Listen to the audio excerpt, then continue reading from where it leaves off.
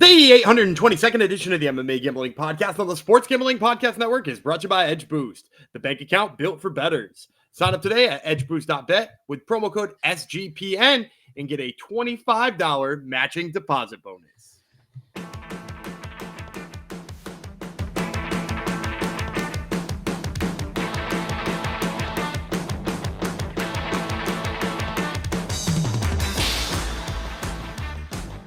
Heidi Ho DeGenerinos. Welcome to episode 822 of the MMA Gambling Podcast on the Sports Gambling Podcast Network, dedicated to all the mothers that are consuming our product. So probably none.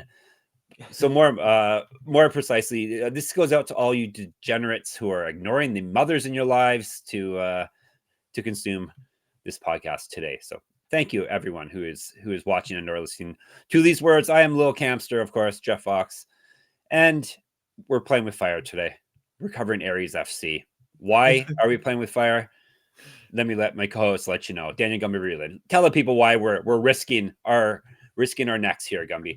Yeah, we started out in a really good spot, a really bad spot this year because we covered a couple of Aries cards and it was not my forte. But I will say now, at the time of recording, peeling back the curtain a little bit, PFL Europe has not yet started as we're recording this right now, but PFL MENA did happen, or at least some of the fights on the card happened. Another disaster for PFL. Yeah, 2 of the 5 we broke down happened, but we went 2-0 on PFL MENA. We went 4-1 on LFA, and when you tallied all that together, we were up about 3.5 units. So we are, at the time of recording this, up 10 plus units on the year on regional MMA. And that's giving you the standard 1 unit on every single fight we break down. So that means you can survive Aries then. No matter what happens, you're going to survive. I mean, unless PFL Europe goes in a way that the McGrizzla is not going to like. Oh, that's right. I forgot about that. Yeah, don't forget the McGrizzla. Did you see what he posted at? No. No, I didn't see his. I think like negative 300 or something. His was a negative 1,000. And then I think I predicted Paul Hughes in the high 3 digits, like 850 or something like that. At the time of recording right now, he's negative 5,000. I think he may have had a minus 1,000 for him. I think he might have just rounded it up to that, but yeah, it wasn't minus 5,000. So yeah, no, and he was like 1,300 for a good while, and then I think everybody put him in a parlay, and then now it's out of control. And while people are listening to this, that fight is over. So this is good quality podcasting content. It is fantastic. Well, you had to make sure people know that you actually know what you're talking about in case people are new here. I probably shouldn't kicked it off by saying Gumby sucks at Aries, but these things are going to revert back. It's not like Aries has some special magical power grip over you that allows you to make bad picks. Like, things are going to revert back to the mean for sure. It's a quality organization. It's on UFC Fight Pass.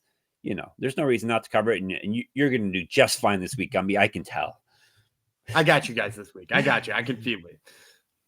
Thoughts on the card, thoughts on Aries, if people haven't caught Aries before. It's on UFC Fight Pass, so that's another positive. Up and down, I feel about Aries. Like, sometimes it seems like they're doing a really good job with matchmaking. And sometimes it seems like they have some favorite fighters who they really would like to get a win to. It's always kind of, maybe I don't want to say this, but I'm going to say it anyway. It's always kind of problematic when the guy who owns a gym that half these fighters fight out of is also the promoter owner. Right. Yeah. And I'm not saying that Ferdinand is doing anything wrong necessarily, but because I think he has somebody else matchmake for him. Okay. But he owns Factory, right? And a lot of these guys we're going to talk about today are on Factory, and you can regularly see a Factory guy kind of having maybe an easier matchup than he would otherwise. And we should all remember too, MMA is new, at least legally. Pro MMA is relatively new in France. Aries new promotion because of that. Only had 30 events, so they're at least trying. This event looks like they're doing it right. It's a lot of young up and coming people on the card. A lot of people, one loss or no losses heading into the event, which is good, rather than putting out old UFC washouts or something into the ether. Yeah, I like the prospects they have on here. I just I don't love every single match that they made. Let's just call it that. Right. Let's get down to it. Before I remind you that the Degens line of gear is live in the merch store, and to celebrate, we're taking 20% off everything with the promo code DEGENS. This is DEGENS. Obviously, lots of as I mentioned, the new Degens line of stuff is really cool, especially the hats. And of course, there's lots of lovely MMA gambling podcast specific stuff in there, including gear with the funny sayings, the peculiar sayings that we have come up with in the life of the show. So check it all out, sportsgamblingpodcast.com/store. All right, let's go to Paris, France. Aries FC 30. It's going to be a fun event for names. Let me tell you. Usually, I'm good with the French names, but there's a lot of interesting names here. Chamsoudinov versus Lima is our main event. It's going down Friday, which is a good thing. 1 p.m. Another good thing. You can ignore whatever work or other responsibilities you're supposed to do on a weekday and watch and bet on some MMA. So Adidas Arena in Paris, France. 12 fights in a cage. We're basically going to break down almost half of them in full. And then we have plenty to choose from for the lightning round. How did you choose which fights you wanted to break down here? We're doing the top 3, and then you kind of jumped around a bit. Is there certain fighters that jumped off the page to you, or how'd you decide? Yeah, it seems like mostly that the UFC or this Aries rather not lined up appropriately on Tapology. It seems like it's one of the ones that they took a while to update on Tapology. I don't know the official order of anything, but I think at the end of the day, I just picked the ones that I thought were maybe the highest level fighters for us to cover, right, so that we're covering, the best possible MMA and not covering some 0-0 fighters that seem like they're randomly. Yeah. Okay, very good. Odds are not out yet. How are Aries, without naming specific sportsbook, are Aries odds easy to find usually? Yeah, you can find them. Yeah, Aries is in is hard to find. All right, let's dive into things. Women's strawweight, Delphine Benouaich. Sure.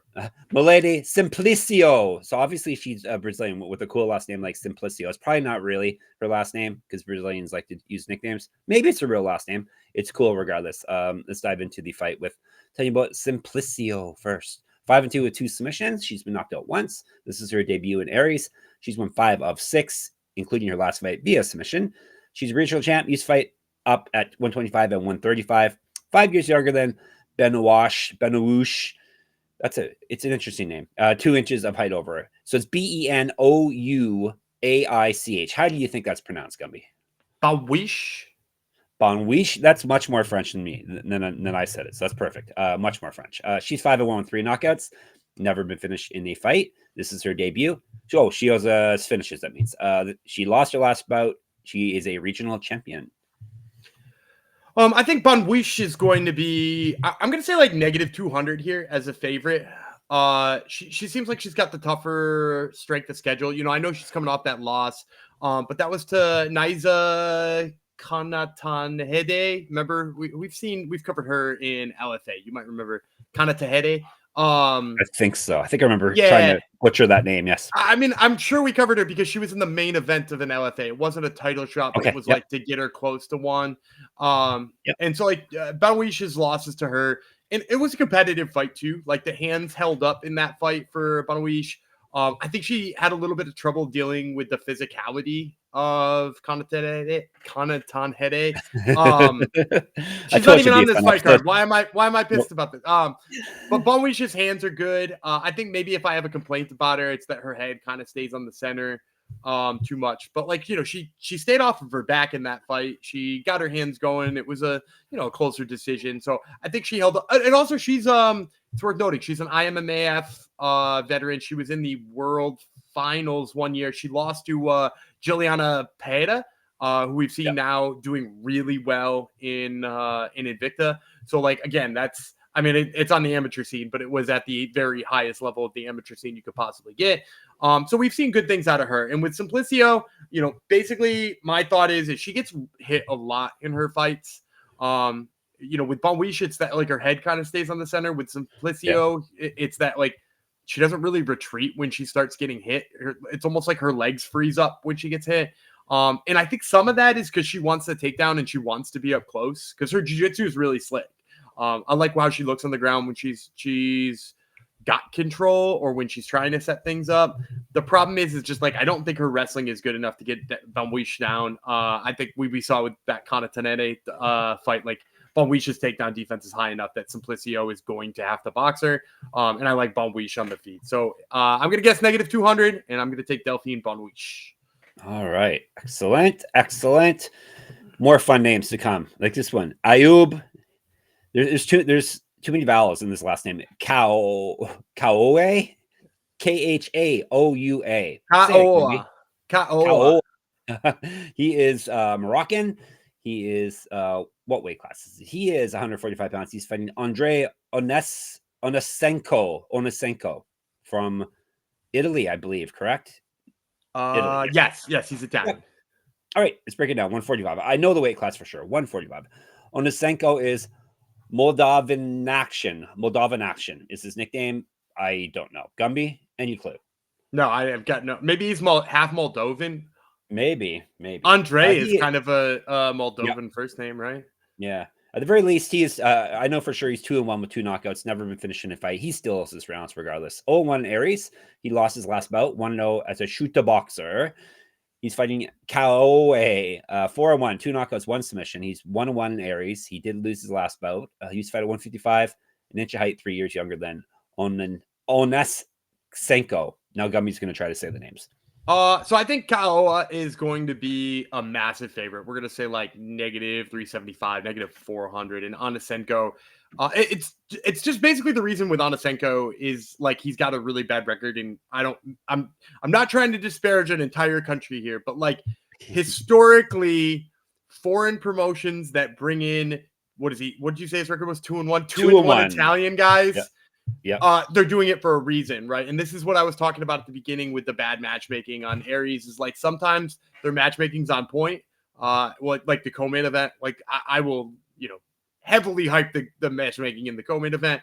This one, not so much. I think Khaoua is going to just steamroll Oniscenco.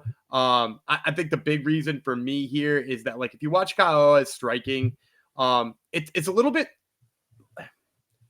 more patient than Oniscenco. But like it clearly Muay Thai inspired. He carries his hands low, which has actually been good for him and with people trying to take him down. He's been able to dig those underhooks pretty quick. When he does start to throw, it's very sharp. He actually has used the underhooks on people shooting to like run them down and wind up being in top control. And his top control is pretty good for a guy who, like I'm saying, is probably Muay Thai inspired. He throws really good elbows. I personally haven't seen much of him trying to shoot his own takedowns, but I can actually kind of see it happening here. Like if he took down Oniscenco, I think he would just absolutely demolish him with elbows on the mat. Oniscenco, like he is a guy who, if you watch his film, he's really bouncy on the feet. He moves in and out really quick. There's like 8,000 feints in the first 30 seconds of the fight. But also I think all of that movement is like without purpose sometimes. And as a result, he like tires pretty quickly.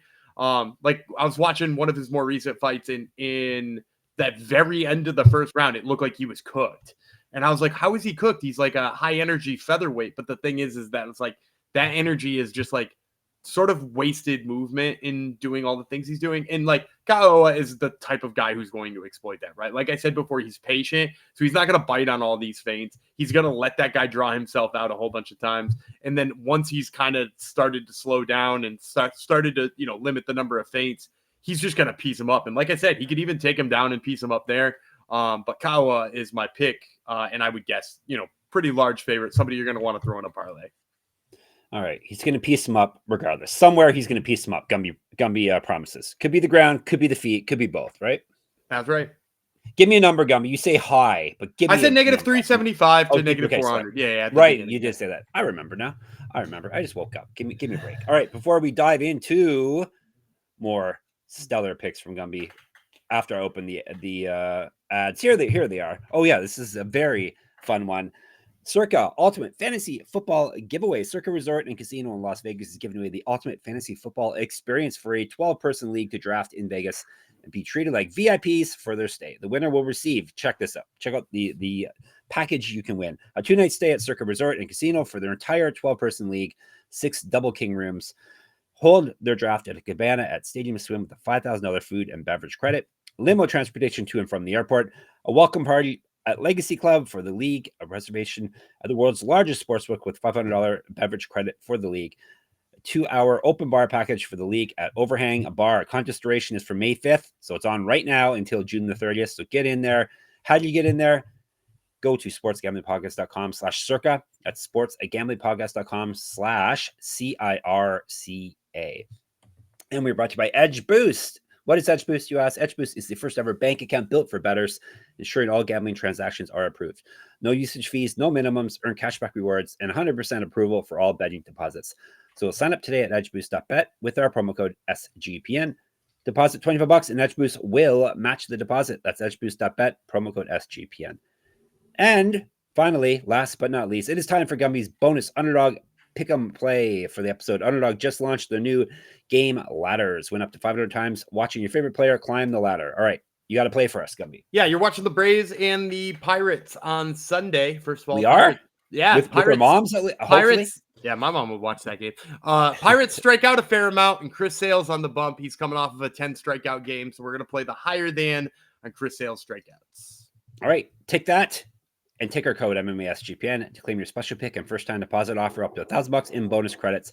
UnderdogFantasy.com, promo code MMASGPN. That's one of the ones we have a special code for. MMASGPN. You got it. Yep. Is your mom a Braves fan, Gumby? Do you force her to no, be a Braves fan? they're my whole family are Red Sox fans. Oh, boo. But they like Chris Sale because they sadly traded him away for a mere pittance. And you're sad about that, aren't you? No, I'm not. The Braves are actually turning things around, right? After the whole they're figuring it out a little bit. It might we might be playing for a wild card, but we're at least not packing it up for the year yet. That's good. Hopefully everybody's body parts don't explode like what's been happening recently with the Braves. I shouldn't say that. I'm jinxing you. All right. We're going to 185. We're going to the men's side. Isaac Muluh from Cameroon. Jacky Jeanne. So Jacky Jeanne from the old France. Let's break it down with Jeanne first. Nickname should be Jeanne. It is not currently. Perhaps Gumby can get a message through. Maybe he can have Jeanne on the show. Jeanne is probably Jean, actually. 4-2 with one knockout. 4-2 with one no contest, 3 knockouts. Excuse me. He's been submitted twice. So he owes his rounds pretty much. All those fights are taking place in Aries, which is good. I'm sure that makes it easier for Gumby to get tape. Was it hard to get tape on any of these people making their debuts? No, I guess not it's really. 2 ladies. No, good. Yeah, no, and I got some boxing background from Jeanne too. So like, yeah, I've seen both his MMA stuff and more. Yes, excellent. He's gone 2-1 with one no contest over his last 4.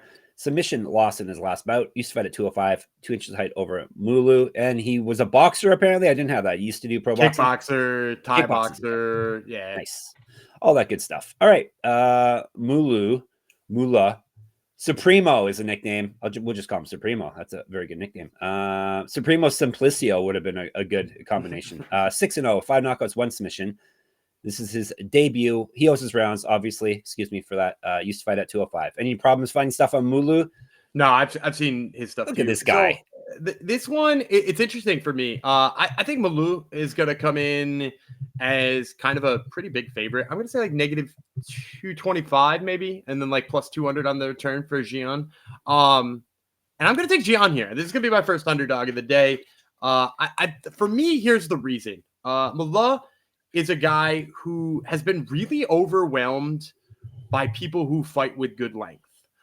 If you watch his last fight, in which he wins by knockout, he looks good on the feet, except for when the other guy decides he wants to hit him back, and then he looks panicked. And then he way backed up, was getting tagged up against the cage, and then he just uncorked some wild haymakers and one landed flush, and he got the knockout. So, like, he won that last fight, but, like, if you watch the film on it, you don't, like, walk away from it feeling really good about him.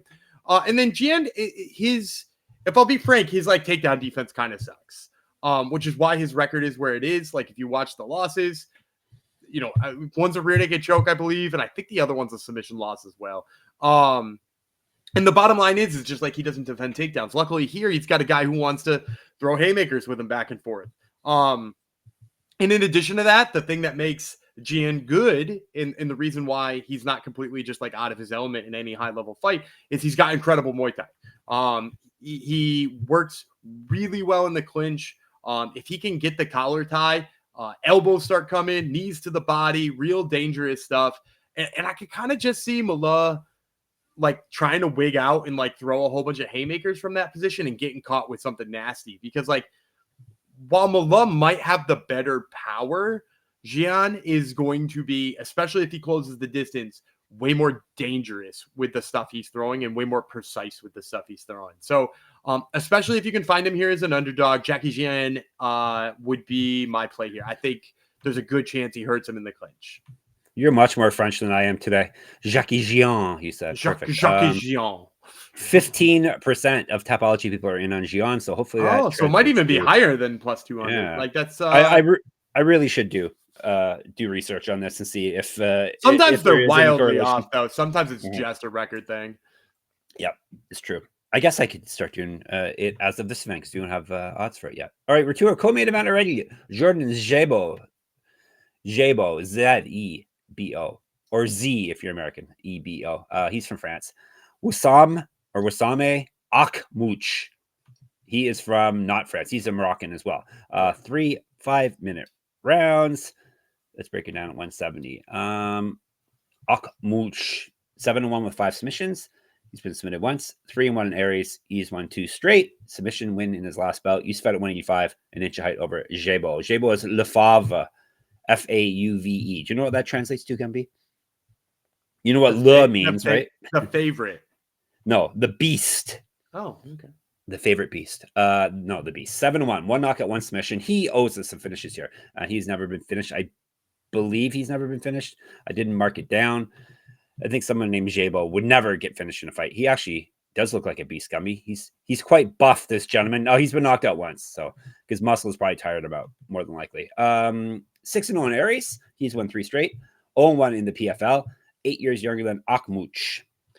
It's funny that you said that. That's actually my problem with Zébo. It's that he tires way too Muscles fast. tire him out. Yeah, I don't know if it's his muscles that do it, but he doesn't have the best cardio. And he's also just like a fighter who I think has gotten by on his strength for a really long time. I didn't even say what I think the line is. I think he's going to be a favorite anyway because of all the things you're talking about. He's like a freaking specimen, right? Like, but like he's sort of gotten away with that. So I'll say he's going to be like negative. We'll say like negative 165, like plus 140 on Akhmouch, and I'm going to go dog again here because, like I said, I was saying Zébo is just like he's the type of guy who wants to do everything big. He wants a big takedown. He wants big shots. He wants to make things count. And, you know, as you mentioned, he hasn't been the best finisher so far, you know, and I've seen, especially if he gets to his wrestling, he kind of tires on it. And I actually don't think the technique behind his wrestling is all that good. If you watch his last fight, he gets in on a takedown, looks like he's going to score it, and then somehow winds up in bottom side control or bottom half guard rather. And it's just because like he's trying to muscle it and maybe doesn't have his feet underneath him the way he needs to, and it doesn't work out for him. And I think it's especially not going to work out for him against Akhmouch, who's a really strong wrestler. Like I've seen him in a couple of fights pick guys up over his head and slam them. And it's almost the opposite of Zébo. Like it's not even like a showy thing. He like gets down to the hips and it's like in such a perfect spot that it's just easier to dump them and wind up in side control than it is to like power through it. But he gets to the hips really well. He gets really great extension. His ground and pound, I think, is way more dangerous than Zébo. And the biggest piece of all of this is I think his cardio is exceptionally better than Zébo. So I'm going to go with Akhmouch here. My guess is a small underdog. All right. Hopefully a big underdog because he's only 19% on Tapology. So they're not in. Nice.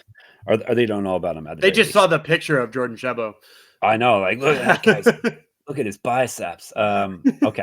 You were going to say pecs, weren't you? You were going to say maybe, but his biceps stood out more. Let me you see. You started saying pecs, man, and I was like, that's a no. Yeah, he does have good pecs. He's not one of those guys with no chest. Yeah, he's the whole package. Let me tell you. Okay, you have to watch it just to see the beast in action. All right, before we dive into the main event and our late round picks, make sure you hang around for that because those picks tend to hit as well. We're going to tell you about Rhythm, RITHMM, or I'm going to tell you about Rhythm. Rhythm is your home for AI-backed picks and props. Dominate the NBA playoffs and MLB prop market with Rhythm. Building your own model is simple and easy. Rhythm knows you'll love it. That's why they include a 7-day free trial. Check out the Al Horford prop lines there. He has not been doing so well. The Celtics, as of this recording, have not been doing so well. So Rhythm does have some amazing deals. I guess you can take his under, whatever the projection is. Rhythm has some amazing deals going on right now. 25% off a monthly subscription with promo code SGPN25 and 50% off an annual subscription with promo code SGPN50. That's RITHMM, promo code SGPN25 or SGPN50.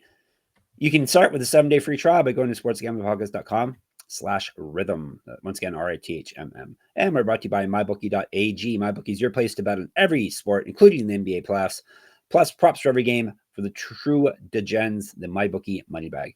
MyBookie accepts customers from a ton of locations. Easy deposit and lightning fast payouts using crypto. Obviously, you're going to want to get in on the Al Horford. I told you to take the unders on him. Obviously, all the MMA lines are over at MyBookie as well. And when you do head to mybookie.ag, use our promo code, special just for you, MMA SGPN, for 100% deposit match up to $1,000. Terms and conditions apply. That's mybookie.ag, promo code MMA SGPN. And just like that, we're to our main event, the AFC vacant welterweight championship. I'll ask you, but there's I doubt. Oh no, I know this one. I know this one. Yeah, it used to belong to Felix Klinkhammer. What a name! What a name! Which, sick name. I don't know where he went. To be completely honest with you, he's missing. Are you saying Felix Klinkhammer is missing? I think he might be signed to Contender Series. They've started making signs to Contender Series, and if I'm not mistaken, he was booked once for Contender Series and had to back out. So he's been like tied to the UFC in the past. He's their champ. And I think for the matter of this, like it says vacant. So I imagine he's not coming back. Oh, it's almost time, ladies and gentlemen. Contender Series. There's been a couple of fights booked already. Yeah, exciting stuff. Not just for our traffic that we get. It's our most popular promotion, if you want to call that. But Gumby has a history with this year promotion, winning you some dough. So, all right. Let's dive into our main event. We'll talk about Contender Series later. Baysangur Chamsoudinov. I guess it's easier if you sound it out like I did there. Assuming I did it right. He is from Russia. Thiago Lima. Not surprisingly, that's a mix and match, a Brazilian name if I've ever heard one. They are fighting 5-minute rounds for the 170-pound bout. Lima 6 knockouts, 10-1, 6 knockouts, 4 submissions. So he's finished everyone. He's never been finished himself. He still has his rounds regardless. This is his debut. He's stepping right into a title fight. He's won 4 straight fights. He's not lost since May 2022. He used to fight at 155. 2015 pro MMA debut, an inch taller than Chamsoudinov. Chamsoudinov is Baki, you can call him. Baki. 8-0 with 4 knockouts. 4-0 in Aries. He won. I have him listed as a champion. He's not the champion. Not an Aries. I don't think. Yeah, he won a different belt. Yeah, no, he is not the champion just because he's on the side of the screen that is champion on Tabology. He's won 2 straight via TKO. He went 1-0 in PFL. He's not fought since March 2024. I think that was his PFL fight, and you can't count on PFL booking you. So now he's back with Aries. We have 1 grappling fight of his on a Pro 1 on record. You got to draw on that. 10 years younger than Lima. Chamsoudinov is he actually fought Cedric Dambe in his PFL fight, which is pretty high level of opponent. And that's the one where Dambe you got a TKO technically. Do you remember? Yeah, it was a splinter in Dambe. Yeah, Dambe's foot had a splinter in it, which was yep. He tried to point down to it and call timeout, and the ref was like, "You can't call timeout." And then he tried to call timeout again, and guess what? They killed the fight. And so Chamsoudinov won that, but I will also say his wrestling was winning that fight anyway. And it's going to win him the fight here too. The name looks like he should be good at wrestling, and he is. He gets to the hips well. Out. He explodes. He's actually not really one to pass guard all that much. He's kind of like a full guard, half guard kind of offense, and with ground and pound. And there's nothing wrong with that really. It might be a little bit dangerous against Thiago Lima, who has good jiu-jitsu off his back, but also like he knows he has good jiu-jitsu off his back. And part of the problem is that like that just like allows him to seed takedowns and just chill on his back for the bulk of the fight. And that's never a good method to win, especially when you're fighting a big wrestler like Chamsoudinov is. So my guess is like -500. This is not going to be a pretty line. And I'm going to take Baysangur Chamsoudinov. All right, so Chamsoudinov, big favorite, according to Gambi, 95% favorite on Tapology, which doesn't bode well, but we shall see. We shall see. All right, let's recap. Don't you go anywhere, though. We got lightning round picks. Chamsoudinov, Akhmouch, Jeanne, Khaoua, and Benouaich. Good job, Jeff. There are his picks. Lightning round, Zap, Bamboo, and Pow. Let it rip.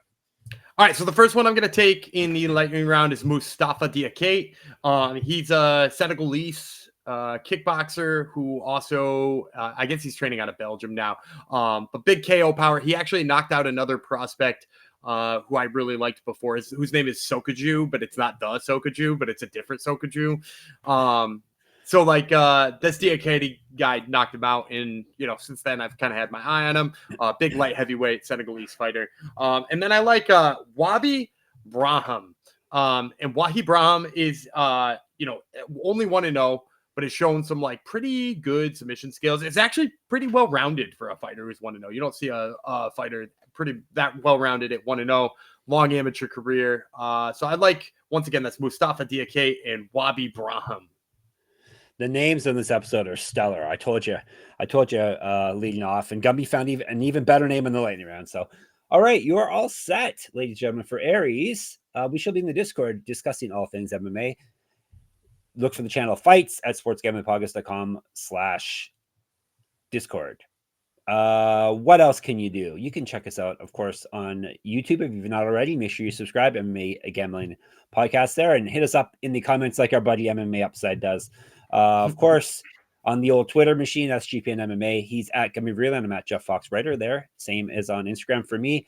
Check out my Substack, moneymma.substack.com. Check out Gummy's other podcast that you don't have to hear me on, Top Turtle MMA. Who is on it this week? Do you know who we're going to hear from? I mean, we got 3 fighters on this week. We got Connor Matthews, who's fighting this weekend. Oh man, why am I forgetting the ones we talked? Oh, I got Myron Santos, the Ultimate Fighter winner, is getting his, and then we got Juicy J as well. Juliana Rosa. The guy who stole my nickname, Juicy J. All right, check out Top Turtle, and of course, check out all our stuff. Gumby and I are just nonstop writing articles for sportsgamblingpodcast.com, as are other writers, but Gumby and I are all over that place. Of course, sportsgamblingpodcast.com/store. Remember your code DEGENS, DEGENS. Get 20% off. Lots of cool new merch in the merch store. And of course, sportsgamblingpodcast.com/Patreon to get some bonus content. Not of course, but that's the answer. All right. Hopefully you had a lovely Mother's Day. We shall be back tomorrow. We got Invicta on Monday. We got Octagon on Tuesday. So now you don't have to ask what we're going to cover. So you're all set. As I said, tomorrow it'll be Supremo, Jeff Fox, Le Fauve, Gumby Vreeland. We shall talk to you then. Adios.